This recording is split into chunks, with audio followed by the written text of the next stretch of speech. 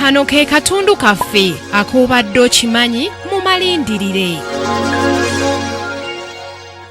Eggwanga lino eryafuna obwetwaze emyaka 5 emabega lisangibwa mu bukiikaddyo bw'obuvanjuba bwa Afrika era nga lirinaaniddwa Uganda mu Maserengeta, Kenya mu bukiikaddyo bw'obuvanjuba, Ethiopia mu buvanjuba, Congo n'amawanga amalala. Newankubadde nga lifumbekeddemu entalo, lirina ebintu bingi eby'omugaso ddala. Ggwanga teryetooloddwa nnyanja yonna ku nsalo zaalyo era amawanga agaliyo gawerera ddala 30 okuli eggwanga ly'Abadinka, Abanuer, Bari, Azande, Shilluk n'amawanga amalala era nga waliyo Abacholi, Abalango n'Abamadi. Ekibuga kyayo ekikulu ye Juba era nga kye kisingayo obunene. Ennimi ezisinga okwogerwayo mulimu Oluzungu, Oludinka, Oluwalabu olw'Ejjuba era nga amadiini abantu ge basinzizaamu mulimu Obukatuliki, Obusiraamu, Obukristaayo n'Obusamize. Ebyenjigiriza byayo si birungi n'akamu era ng'omuwendo ogusingayo gw'abakyala abatasomye n'abaana ab'obuwala. Ebyensoma byayo byawukanira ddala ne ku byaffe ebya wano, anti primary abaana bagisoma emyaka 8, secondary emyaka 4 ne university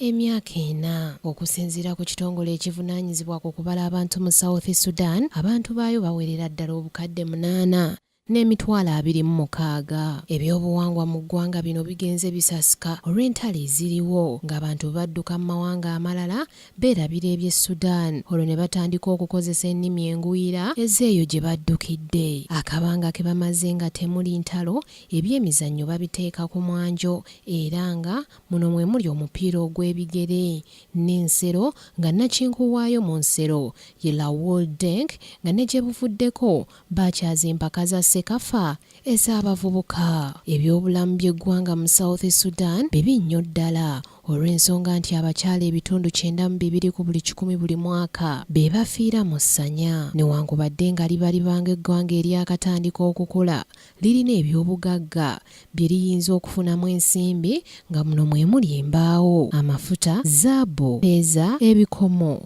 wamu n'ebyobugagga ebirala nfofoolo. Entambula esinga okukozesebwayo ya gaali ya mukka, emmotoka ne pikipiki, naye nga zino ziwamuswaba. Ekisaawe ky'ennyonyi ekisingayo obunene kye kya Juba Airport, olwono ne kiddirirwa Malakal. South Sudan ekwata kifo kya 3 mu nsi ezirina amafuta amangi wansi w'eddungu lya Sahara. Ku Ra Kingdom TV amalindirire, Samali Kisaache.